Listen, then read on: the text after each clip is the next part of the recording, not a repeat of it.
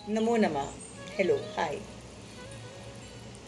Fractures आजकल बहुत common हो गए हैं, अतः आज मैं फ्रैक्चर्स के ऊपर बात करूंगी।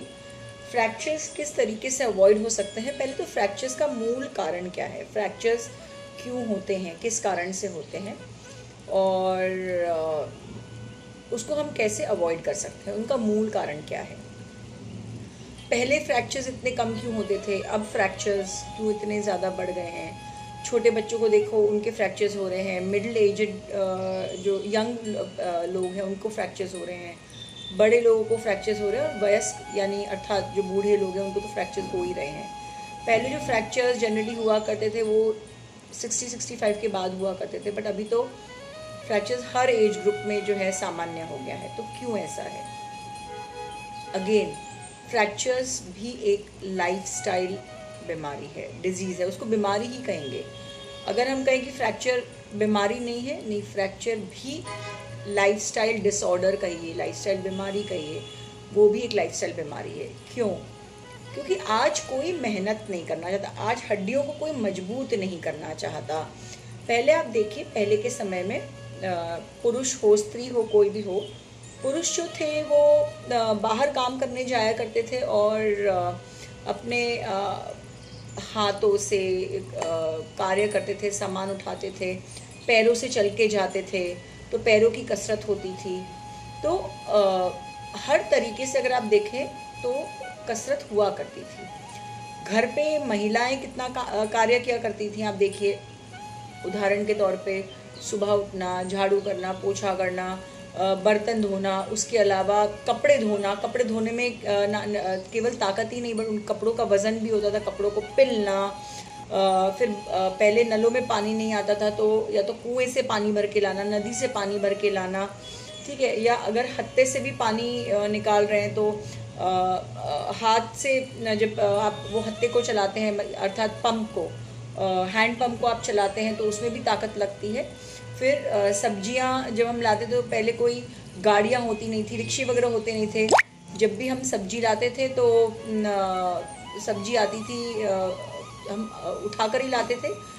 कोई ऐसा नहीं है कि कोई बैलगाड़ी पे आ रहा है या उस पे आ रहा है, नहीं, वो सब्जी वगैरह ये सारी चीज़ें उठा के लाई जाती थी। तो आप देखिए, ये वेट बेयरिंग एक्सरसाइजेज होती थी, ठीक है। इसके अलावा नेचुरली आप जब जाते थे तो आप 10 बजे के बाद, पहले भी सिस्टम यही था कि 10 बजे के बाद मार्केट खुलता था, ठीक है। तो जनरली ये होता था कि लोग 10 बजे के बाद, 11 बजे के बाद बाहर सब्जी वगैरह क्रय करना या कोई भी अन्य चीज़, सामान जो क्रय करना होता था, वो 10-11 बजे के बाद ही जाते थे। तो धूप में एक्सपोजर होना, ये भी एक कारण था कि हमारी हड्डियां मजबूत होती थी। परंतु आजकल ब्लिंकिट कर दो, या कुछ खाने का मंगवाना तो ज़ोमैटो कर दो या स्विगी कर दो। धूप में कोई बाहर नहीं जाना चाहता, हमारी स्किन टैन हो जाएगी, ठीक है। कोई घर में अब कार्य बचे नहीं है, क्योंकि बर्तन धोने के लिए भी मेड आती है या मशीन आती है, कपड़े धोने के लिए मशीन आती है, झाड़ू पोछा करने के लिए मेड आती है, ठीक है। और अब कपड़े पिलना तो ख़त्म ही हो गया है, मतलब मेड्स भी नहीं करती हैं आप कपड़े धोने का काम या कपड़े पिलने का काम। और तो वेट बेयरिंग एक्सरसाइजेज ही ख़त्म हो गई हैं। हम बाहर हम कोई भी सामान उठा के नहीं लाना चाहते। आपने सब्ज़ी भी ऑर्डर कर दी तो दूसरा दे गया, या हम गाड़ी लेकर निकल जाते हैं सब्जी लेने, फल लेने, तो थैला लिया, गाड़ी में रख दिया, थैला लिया, गाड़ी में रख दिया। बाइक पे निकल जाते हैं, किसी पे भी निकल जाते हैं, बट बेसिकली हम आज की तारीख में सामान नहीं उठाते, हम वेट बेयरिंग एक्सरसाइजेस नहीं करते। यही एक मूल कारण है हमारी हड्डियां कमज़ोर होने का और हमें फ्रैक्चर्स इजीली होने का हर एज में। फ्रैक्चर्स कब नहीं होते? वेट बेयरिंग एक्सरसाइजेस से क्या अंतर पड़ता है?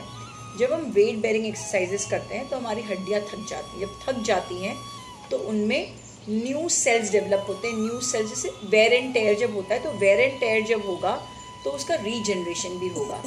मगर अगर आपका वेयर एंड टेयर ही बहुत कम होगा तो रीजनरेशन तो ज़ीरो ही हो जाएगा। तो इसलिए वेयर एंड टेयर करना भी बहुत ज़रूरी है, जिससे न्यू सेल्स ज़्यादा रीजनरेट हो। अगर हम ये सोचें कि हम काम नहीं करेंगे तो वेयर एंड टेयर तो कम होगा, तो रीजनरेशन की आवश्यकता ही नहीं है। ये गलत सोच है। जितना वेयर एंड टेयर होगा उससे ज़्यादा रीजनरेशन होगा, परंतु केवल मेहनत करने के बाद में।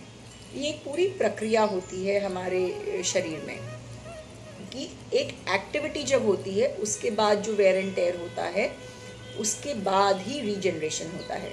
ठीक है, नेचुरल वेयर एंड टेयर जो होता है उसके बाद रीजनरेशन नहीं होता, बट जो व्यायाम हम करते हैं, जो एक्सरसाइज हम करते हैं, जब उसके बाद रीजनरेशन होता है, उसके बाद जो वेयर एंड टेयर होता है उसके बाद ही रीजनरेशन होता है।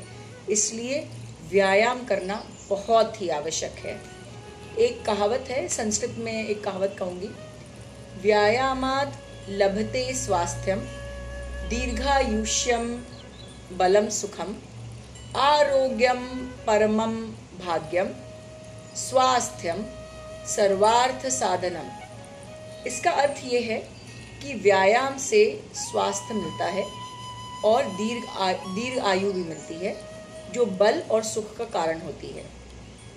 स्वास्थ्य जो है या आरोग्य जो है, आरोग्य मतलब बिना किसी रोग के, आरोग्य जो है वो हमारे स्वास्थ्य का सबसे प्रथम चरण है। वो हमारे सारे जीवन के कार्य करने में हमें सहायता करता है। इसलिए 30% जो होता है वो व्यायाम होता है, और परंतु 70% किचन भी होती है। किचन मतलब अर्थात भोजन। परंतु अगर हम ये सोचें खाली हम भोजन में कंट्रोल कर लेंगे और व्यायाम नहीं करेंगे, वो भी गलत है। और हम सोचें व्यायाम कर लेंगे और कुछ भी खा लेंगे, तो वो भी गलत है। अतः व्यायाम और भोजन दोनों का बैलेंस है वो बहुत आवश्यक है। तो इसलिए व्यायाम अवश्य करें। जब आप व्यायाम करेंगे तो आपके फ्रैक्चर्स भी बहुत बहुत बहुत कम, और हो सकता है मिनिमाइज भी बहुत हो जाए, नेग्लिजिबल हो जाए। ओके, थैंक यू, धन्यवाद।